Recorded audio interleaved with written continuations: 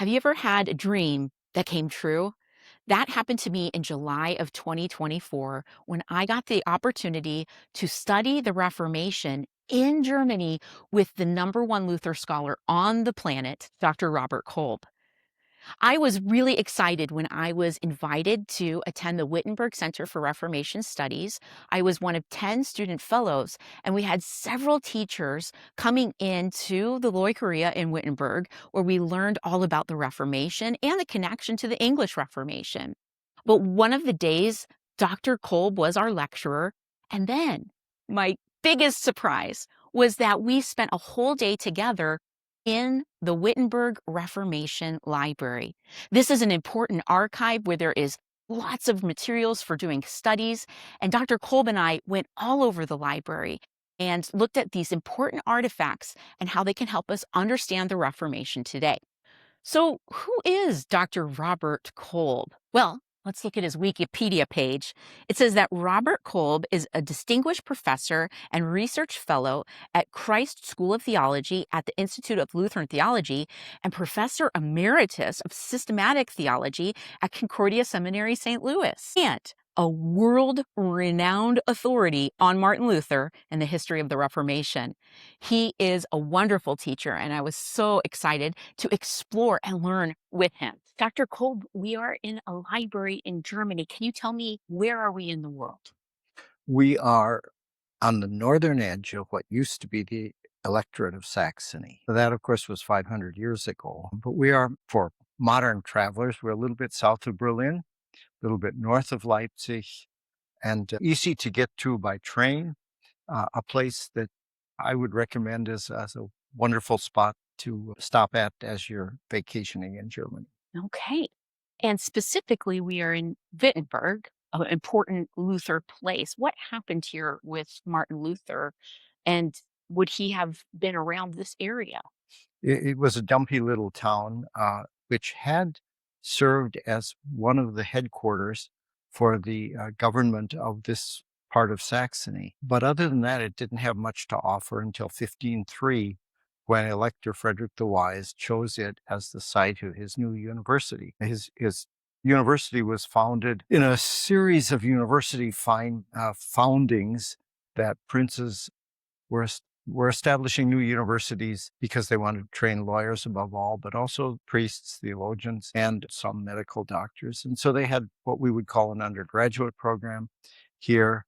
And it was staffed by people from the Augustinian cloister at the other end of the street. But some lectures were actually held in this building, the castle or the palace of the elector, where courtiers would have done government work, but where occasionally university lectures were held. Most of them were held at the other end of the street, about a mile away, in a university building and at the Augustinian cloister.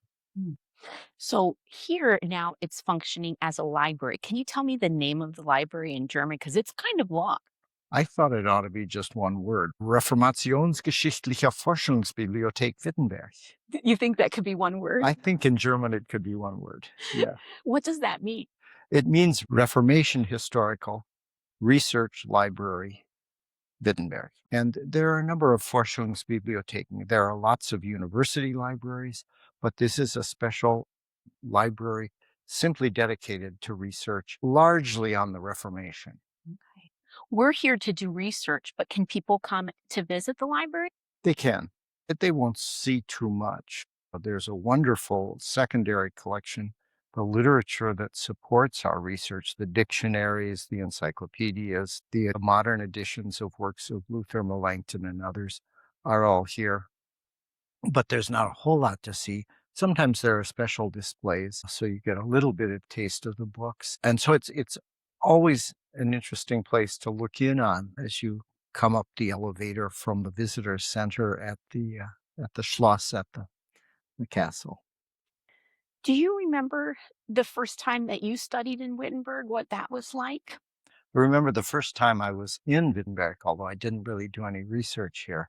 That was in 1983, the anniversary year of Luther's birth.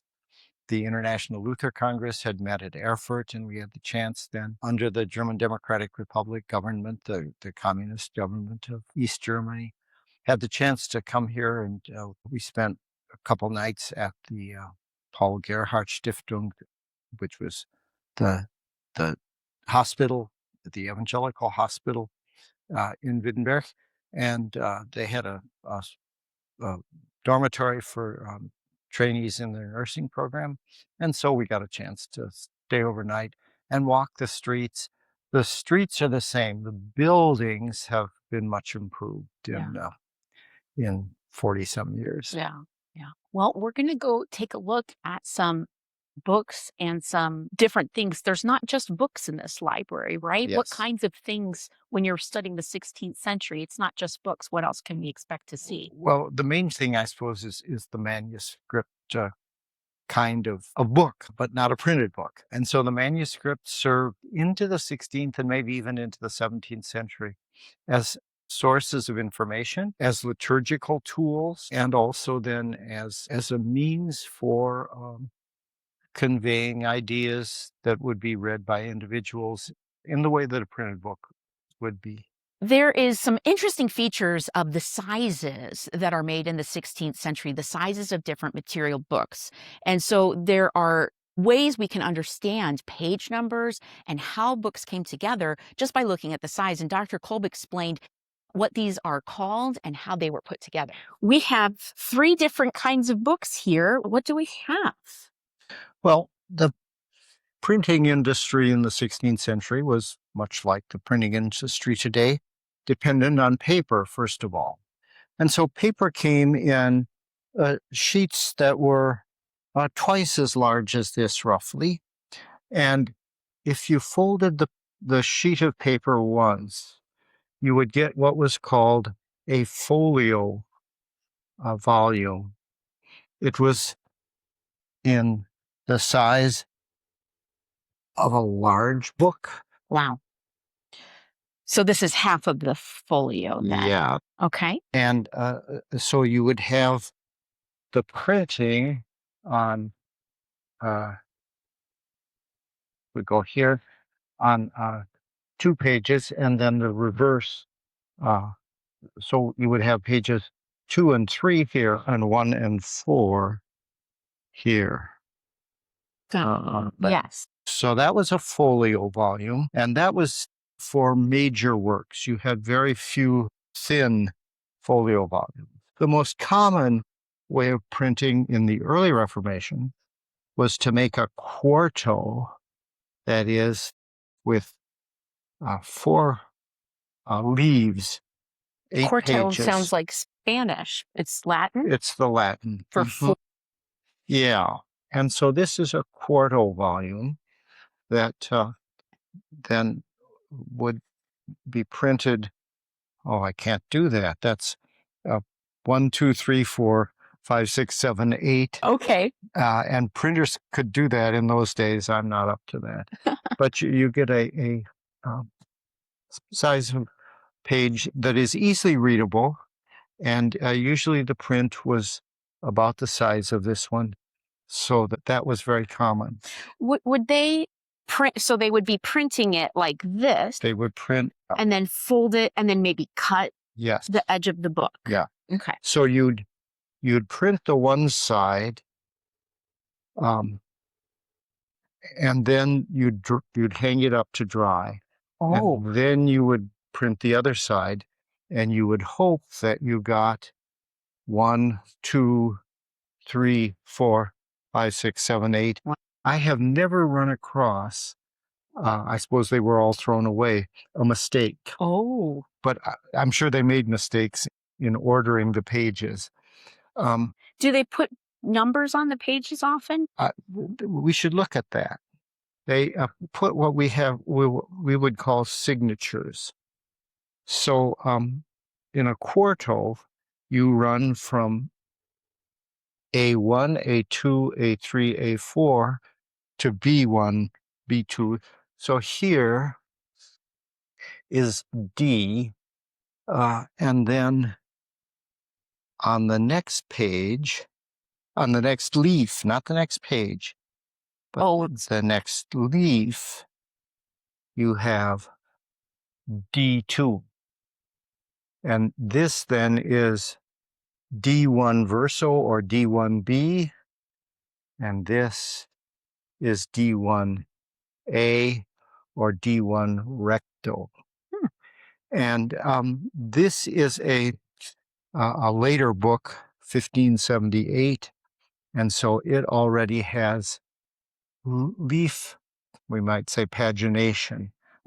So that's a newer development. That's a newer development, 33 recto and 33 verso.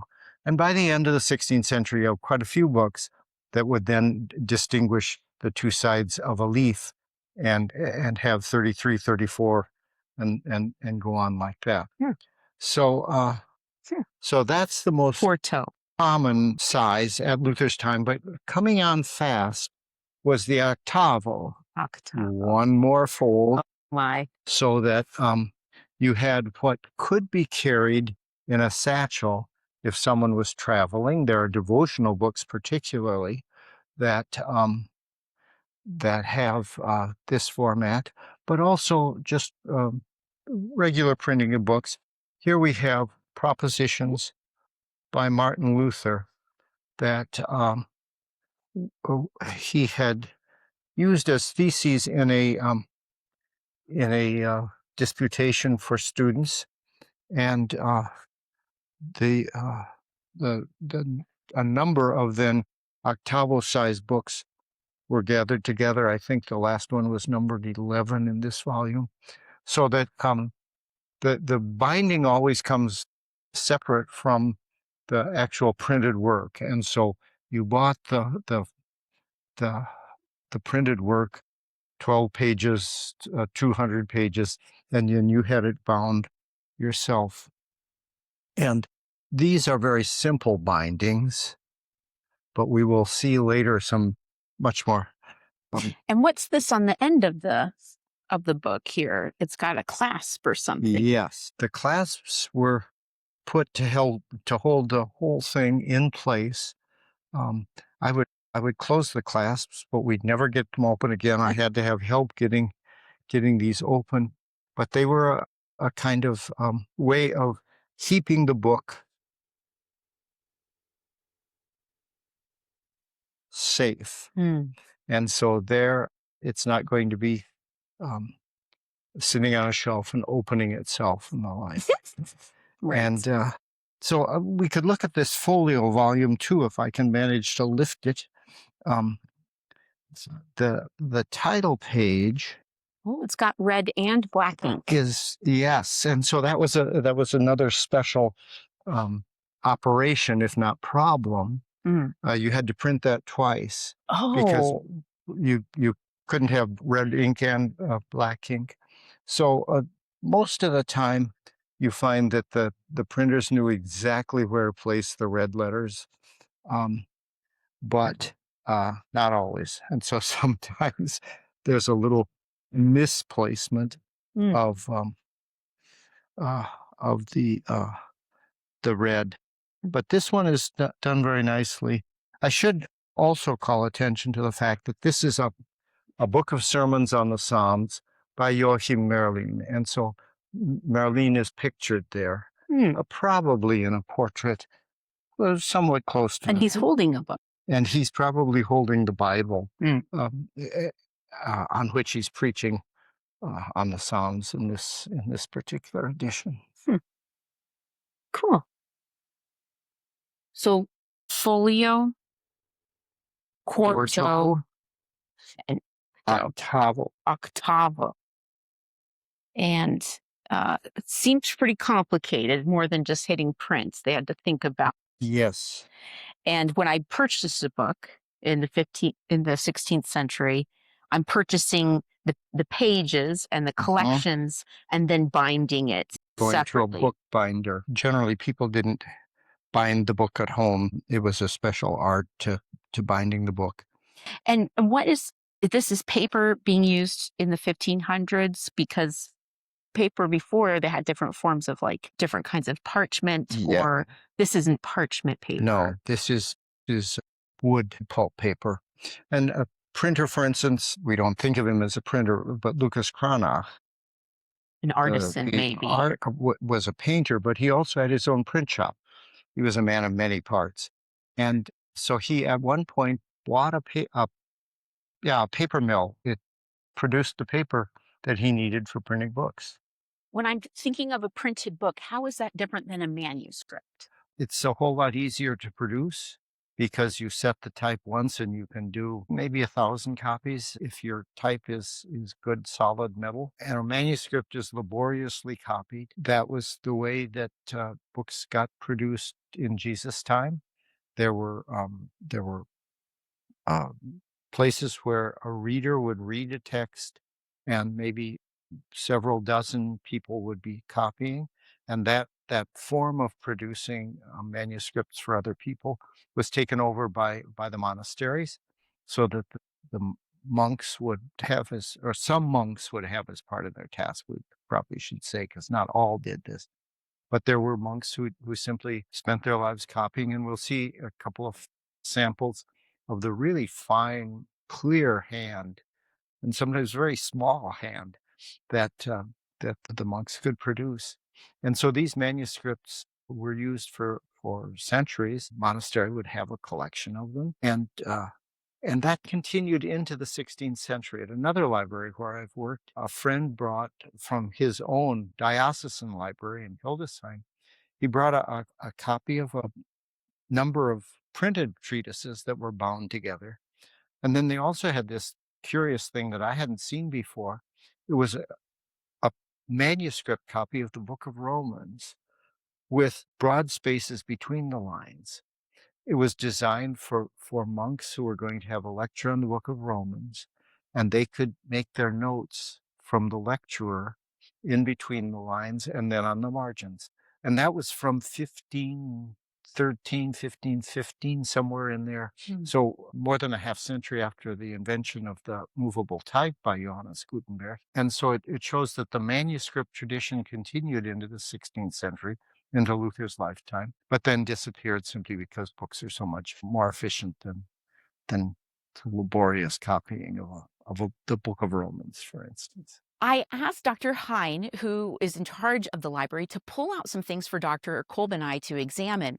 And she pulled out some really small books and some really giant books. Here we have a Biblia Sacra, a Holy Bible.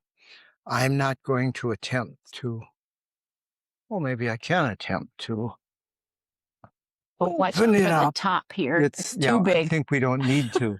But what do you see? Oh, I see Exodus. Yes. And it's in It looks very nice print. Fairly large type, so that a person who was standing at a lectern could read from the scriptures pretty effectively. One moment, I'd like to see exactly what year it was printed in, because this could have been used as a lectern Bible or a pulpit Bible. That they would read in church. Yeah. And this wasn't meant for home use. Yeah. This is from 1717. 1717. So 200 years after the...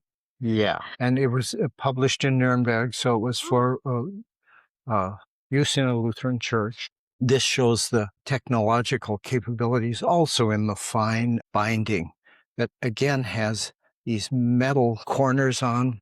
Oh, yeah. That would protect the binding from the kind of use that it might get in a lectern. Mm-hmm. So books can be bigger than folio size. Yeah. So this isn't much. This would be a larger folio paper. But books can also be quite tiny. And this is particularly interesting because it's a book of illustrations of Bible stories. Now, the first one is Matthew 25. And the second one is just depicting Jesus as mediator. And then Matthew 1, Mark 1, Luke 1. So it's kind of like a synthesis of the Gospels and pictures? Yeah. Interesting. And I think we can bring it up. So we have these wonderful illustrations, very fine engravings that would help people then visualize the the Bible stories. Do you think this would be for everyone, or is it for children because it's small? It Or certainly would be for children, but it might be the kind of thing that an older person who had to travel would take with him in his saddlebags right? for devotional meditation. I have another sample of how illustrations worked in books. They were quite important. In Luther's Small Catechism, for instance, Lucas Cranach, his artist friend here in Wittenberg, did woodcuts that illustrate the content of, say, the commandments and all. But here I have something that shows another aspect of what this kind of library can offer. This is a book published in the 20th century, in 1986. But it is a facsimile of a book from the beginning of the 17th century. It illustrates with symbols or emblems a variety of proverbs, of sayings, and that are based on Bible verses or other bits of wisdom, and so it provides a kind of visual reinforcement of the printed word, and this form of printing became, especially in the 17th century, quite important as a book that could be used devotionally, but probably was also used for instruction. So the combination of printed word and illustration is not something that is new for books in the 20th, 21st centuries, but goes back to the earlier days at least, of printing. Books can be a really beautiful object to examine. Sometimes the covers are beautiful, sometimes the pages. And Dr. Kolb and I examined some beautiful books that are in the Reformation Library in Wittenberg. Here we have a kind of typical binding. Okay. With faith, hope, and love. Where does it say that? Faith, hope, and love. There is caritas, space, and I can't read fide. Yes, I can read fides, or at least part of it. And then this is probably, I don't know, but it's the coat of arms of perhaps a noble family or of the prince who ruled over the owner. And then on the other side, there's probably something pious. But it has been so much used that it's hard to tell, but I suspect this is the depiction of a Bible story. This shows the very fine work that was done in preparing a binding. I wouldn't say this is most typical, but quite typical, especially for folios. And then in comparison, we have probably more individual efforts. And what is this? This looks like an octo size? This is an octavo. Octavo. And this is a large octavo. It shows that there were... It's not totally standard. Yeah. This is from 1568. Okay. By one of the preachers in Dresden who did the index to the Formula of Concord. So he was not a major player, but a high-ranking minor player in the whole story of the period of the Formula of Concord. So a unique binding here where the owner would have purchased the book, which is the pages, and then taken it to someone who could do an artistic binding. Or maybe, not often people would do it themselves, but possibly. This one, with this kind of handwork, looks to me like something that probably a wife who liked to sew. Yeah. It's got beads and all sorts of colors. And does it seem maybe like silk, or we've got all sorts of beading happening, embroidery. It's quite fine. Yeah. Yeah. So it shows that this was a precious object. And this is also from the 1579. Is it all one book? Yes, this is all one book. a kind of theological treatise on the end of the world. Oh, apocalyptic? Yeah. And Basilius Faber or Schmidt wrote it, and it's the 5th printing. Oh, so a popular book then. Mhm. Okay. Hans Steinmann in Leipzig printed it. Okay. In review, is there anything to remember when we're looking at different bindings? I think the bindings really illustrate how important the books were. Then this was no little investment. What would we think of that today? Is this like a computer or something special that you wouldn't want to lose? It wouldn't be a casual thing to just leave on a shelf. It would be something useful for the family or for the... Yes. Yeah. For instance, the Psalms commentary would be read as family devotions in families where there was one person who was literate. And a book like this would cost you quite a bit of money. So preachers would get it so that they had material to use for their own preaching on the Psalms, but not necessarily terribly prosperous family would purchase this for home devotions. Well, and you talk about families, something we talked about previously is the very act of reading is not a solo internal thing. Yes. That if I'm a person in a room and I'm reading this commentary on a psalm, I'm vocalizing, maybe quietly, but But your lips are moving. there's an active kind of voice when we think about reading in the 16th century. This is almost like a podcast that we're listening to as we're reading it. And I think the whole process from a Christian standpoint begins with God speaking. Prophets hear it, they preach it. Somebody writes what the prophets have said down. Why do they write it down? So that somebody can read it in the synagogue. I'm condensing the time. And then the evangelists hear Jesus, write it down. Why do they write it down? So that it can be read in the church service. And then popular preachers are heard. Somebody takes notes. They publish it maybe in manuscript form for John Chrysostom or someone like that. And why do they put it into manuscript form? So that somebody can read it and then pass it on in their sermons or their devotional life. And so what we have here is Joachim Merlin finally writing down in sort of commentary form what he had preached. Why did he do that? So that other preachers could take the text, deliver it so for the audience. Yeah, so there's this interaction of print and oral communication that goes on to this day. So as we were examining some of these different artifacts in the archive, Dr. Kolb and I came across a very old and deteriorated book. I was a little bit worried. Actually, here we have the kind of basic tools that we need. And these are really, what do we have here? Not great. What's happened? What's happened? Something good. Something good? Books don't get this way by nature. Oh, because they've been used? They've been used to death almost. Can they be saved? Can we do anything to bring these books back? Yes, and that's one of the wonderful tasks of librarians nowadays.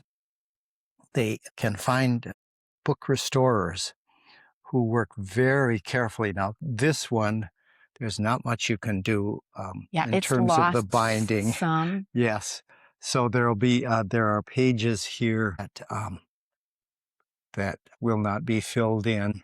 But something like this, probably a restorer can do a little bit to even revive the binding. But this will probably have to be put in a new casing. We can kind of see the folios here. Yes. They're in individual kind of compartments and then bound together. Yep. It looks like they're threaded together. Now, I see some little holes. What's that? These little... Is that from books? It's from books. Really? Are they real bookworms? Is that a thing? And in some books that I've seen, they really go through any number of pages. So there really were bookworms, and they devoured the book, or at least a little hole in the book. But as I say, today the binding of books and the restoration of books is an art that really works quite well. That's important work. So good thing to keep these old books so they can continue to be used and digitized so people can read it from around the world. And I have something that is only in marginally better shape in my office, a Psalms commentary from Nicholas Selnicker from the 1560s, and I was showing it to Jessica Bordelot, and after she had handled it and admired it and so forth, I did tell her that most of the people who had touched that book had died. And that's probably true of these books too. So just be careful. It's the way of life with old books. Oh, that's true. It's kind of beautiful in its ruggedness, but it's kind of sad. I don't think it's so sad, because I think it means somebody read the thing almost to death. Yeah, that's true. Better. And so it looks pretty sad. One of the things that helped the Reformation spread so quickly was the technology of the printing press. The printing press allowed for books to be reproduced very quickly. Before the printing press, everything was done by hand. And we have some examples of these manuscripts in the Reformation Library. This is a manuscript, not a printed book, right? Yes. And what can you tell us about these books? The first thing that I noticed about it is that its binding is probably 19th century. It looks like it, doesn't it? Yeah. So this was a manuscript that was here, and it actually is a book intended for people in the sort of undergraduate study and for doctors of medicine. It shows how notes were made for lectures, or maybe on the basis of lectures, but I think maybe for lectures. And we see here a good deal of Greek included in it. The date, do you know the date? I think she said some of these are from the 12th and 13th centuries. That's possible. This struck me as perhaps a little later, but this is really a very clear hand, not at all difficult to read. Does the handwriting communicate anything to you, the style of it? Well, it certainly indicates the care that was put into it. And what is interesting about this collection of various notes on various topics, I was not quite sure what unites it all. But again, the neatness of it indicates that this was something that was made to communicate to other people.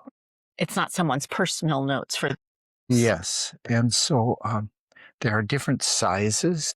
With my eyes at my age, size makes a difference. But it's all clearly reflecting the effort that you put into something that you want to communicate. I'm a teacher, and sometimes it's hard to grade handwritten work, but some of these sources are very tiny print. Check out this book that we looked at together. This one is from the 15th century. Which means 1400s. Yes. Wow, that's tiny print. It is. Well, it's not print, it's cursive, right? It's handwriting. It's manuscript. And I have tried to identify. Is it the Bible? Yes. So we're probably in Genesis, right? I would think. And but it's very hard to read. It is so hard to read that I, without a magnifying glass, could not decipher it. We see here on this page in that upper corner a very simple version of the illustration or the illustrative use of initial letters. And so these initials become a very important piece of art and a piece of work. Here is an even better example, and I really can't figure out where we are because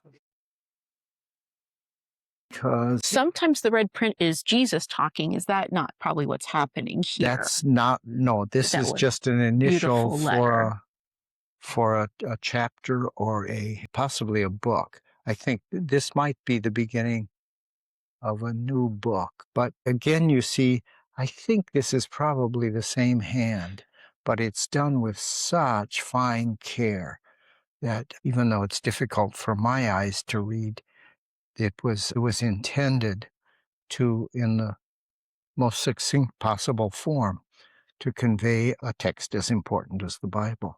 And we do see here some marginal notes that would guide the reader also, but they're somewhat rare. They're not throughout, but those marginal notes are a feature often of manuscripts and of early printed works. Um, Hmm. Aids for the reader to understand Mhm. what the author intended. We found some books with some interesting features. Have you ever worried about someone taking your stuff? Look what they did to make sure that didn't happen to these precious books. This book has an interesting feature. Lift it up, it's got a chain on it. Why do you suppose it has a chain? Because may have been used in a monastery. Monks tended to want to take things like this to their rooms, and then they would not be lost forever, but they wouldn't be there when the next person wanted to read it. So the chain was not to prevent reading. It was to make sure that no one tried to have exclusive rights to a book. So, this is an important book for study. This is the Summa of Thomas Aquinas. Oh my. And it is I'm suspecting that it is what we call an incunabulum. That is printed before the year 1500. Oh. But here we see on the title page the Summa of Thomas Aquinas. And then down here, we have a note from a later user. As I say, I would guess that this is the end of the 15th century. And here it says, I am Magister, he earned a master's degree, Matthew Reimer. And this was given to me by the Reverend Christopher Hartung, who was a deacon in this town in the year of 1613, in October. And so you have an idea that this book was used far beyond the years of its origin and continued to be important. The fact that it is loosed from its place in the monastery suggests that maybe from a monastery that was dissolved, but somehow or other it went from probably public use into private use, and Brother Hartung gave it to Brother Reimer in the course of wanting to make sure that the volume got good use.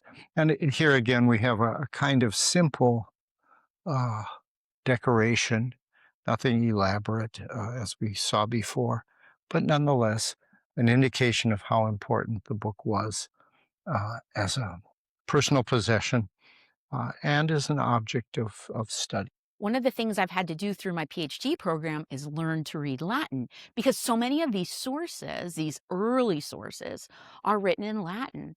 And also, you can see that writing is not just for reading, sometimes it's used for music or for use in church. We have two very old things here. What do you see?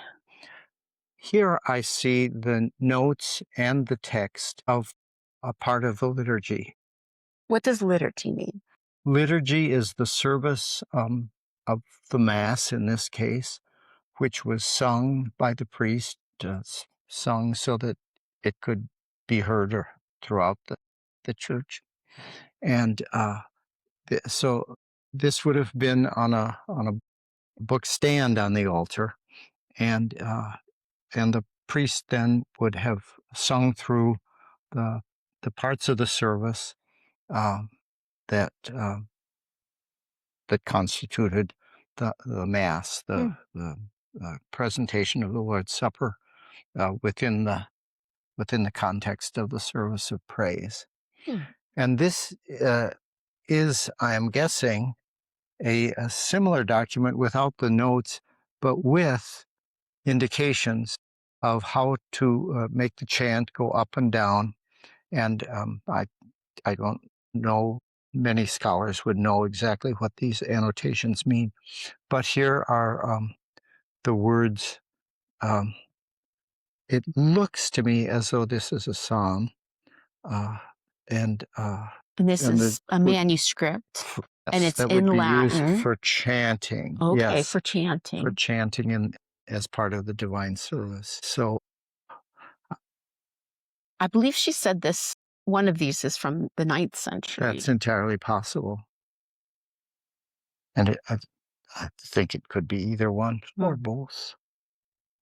So music is an important part of manuscripts as well for Mm. using for church. Yes, particularly for the church service, the liturgy. It's vital to sing it, and so being able to provide notation is a help, a great help for the individual priest who would be celebrating the Mass. Languages is a huge part of the Reformation, and humanism was that practice of going to the sources and really understanding languages. And in this library, we have so many examples of different kinds of languages. So it's important as scholars are trying to tell the story of the Reformation that we're able to see these sources in their original languages.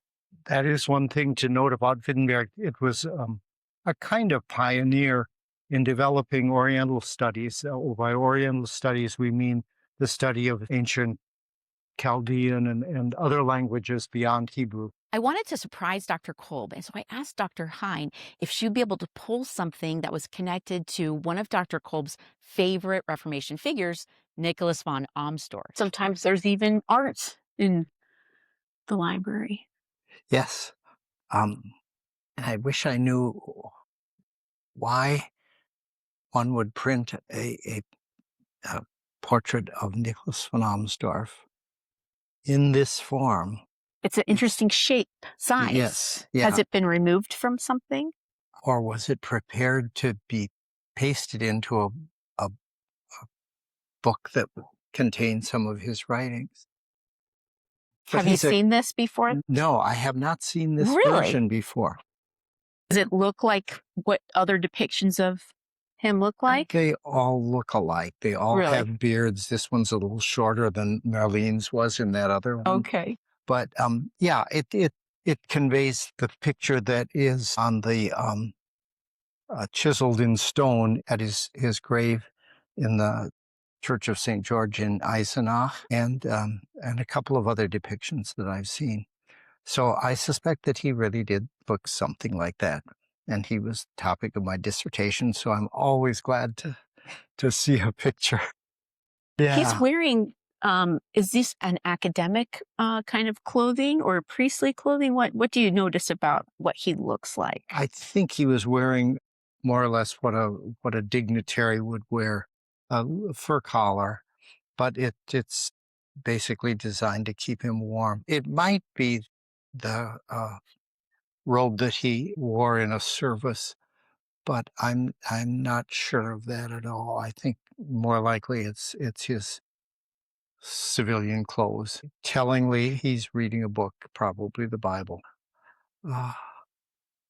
So the illustration of the way he's depicted on where he's buried makes him look a little older. So I suspect that there's some reality to this particular rendering. I almost think it's the model for the stained glass window that was installed, I think, in the 19th century in the church in Goslar, where he helped introduce the Reformation. He was in Magdeburg to the north of Goslar and came down to help introduce the Reformation in 1533, I think. When you think about Nicholas von Amsdorf, what is one of the things that you like about him the most? He was pretty mean in some of his writings. Was he? He did not tolerate, well, he had been threatened with death for preaching the evangelical gospel. And so he was pretty sharp with those that he thought were not representing what Scripture says. But he never married, so we don't have reports on family life and that sort of thing. But he seemed to have been an effective pastor who preached and brought the people of Magdeburg in the 1520s to a new way of thinking centered on Christ's work for them. And then he went on to defend his understanding of Luther's legacy against other Lutherans who had another take on it. So he was really quite an important person, both in the early stages of the Reformation and then in that period where Lutherans were trying to define more precisely what the truth of the gospel, according to Luther and Melanchthon, was. And so he didn't live to see the formula of Concord and the kind of resolution of those debates, but he certainly contributed on the one side to the argumentation. What a privilege to spend time going through all of these sources. I was amazed at how Dr. Kolb is able to open a source and read it immediately and recognize maybe what the subject was or what it was responding to. It was just really fascinating. We were walking down one row and he pointed and he said, each one of these volumes could be a dissertation. And it just made me feel so excited to be a scholar in a time period of the 16th century where there was so much scholarship happening, so many stories to be told.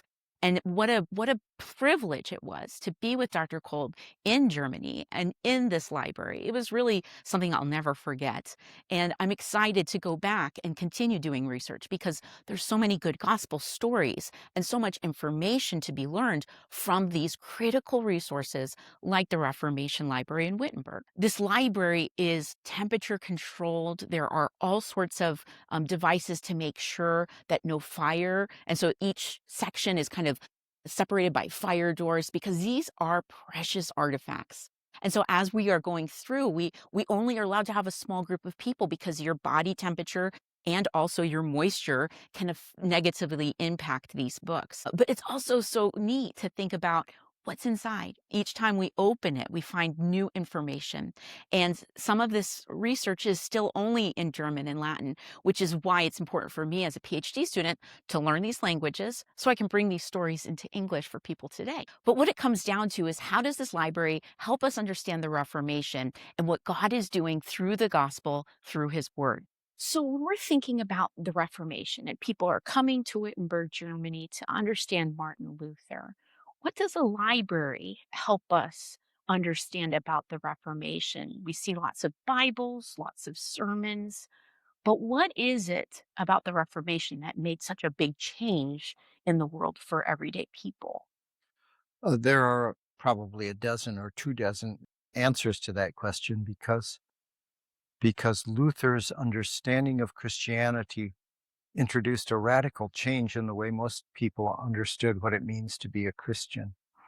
In the late Middle Ages, throughout the Middle Ages, as the English historian Keith Thomas has observed, there's really a view of being Christian as something that believers do in performing rituals that are in accord with God's commands. It's not that grace was absent. You needed grace at some stage or another to make your uh, good works, whether they were ethical good works or ritual good works, you, to to make them really worthy of salvation. You needed grace. So it's not fair to say that grace played no role in the Middle Ages, but uh, the movement was from us to God, even though God was helping us move in His direction. Well, as Luther studied the Scriptures, um, he came to the conclusion that to be a Christian is first of all to be listening to God. God comes to us with His Word, and that's why it was not my getting the right actions down, but it was my listening to language, to human language as a tool of God. Luther understood that God uses the both law, but especially the gospel, to actually change us, to do things to us, to create a new reality in our lives. And so the preached word and the written word took on a new importance with the Reformation, a vital importance. Was essential to have the word preached, and it became at least more important to be able to read. Not everyone in Luther's time, not everyone for several centuries in German culture could read, but Luther advanced education mightily for girls as well as for boys because he thought it was necessary, or at least very, very helpful for someone in the family to be able to read. And that's why he translated the Bible as well. And so the books that we have here are the historical record, the artifacts, we might say, of that shift from a kind of Christianity that focused on our performance of the um, proper rituals and the proper deeds in relation to one another, to a, a an understanding of Christianity that we practice that kind of life of love for the neighbor only because we have heard that we have a new identity in Jesus Christ, and that identity is one that loves and serves the neighbor. What a blessing it is to know that our identity is in Christ Jesus. And that when we are feeling a little bit like, am I doing enough, or questioning our relationship, that through God's word, we can know that God looks at us and loves us as his dear children. My name is Sarah Crowder. Thank you so much for watching this video. I hope it has brought you some gospel promises and also some historical context for the Reformation. I got to say thank you to Dr. Kolb, who's been a great teacher and mentor for me, and also to Dr. Hind, who set up the Reformation Library for us to see these beautiful artifacts and to explore in this library. I just want to say a big thanks to 1517 who have supported me through the Rod Rosenblatt Fellowship. It has been a huge support for me. And also for the Wittenberg Center for Reformation Studies. This is the community that helped me get connected with all of these different scholars and explore not only the Reformation in Germany, but the Reformation in England. And so it's really exciting for me as a student to have these experiences and then to bring them into my classroom where I teach at Faith Lutheran Las Vegas. So thank you so much for watching this. Please subscribe, and I really appreciate if you have any comments that you want to add. I would love to hear your feedback. And as we continue to learn about God's word and learn about the history of his church, we can grow and care for each other.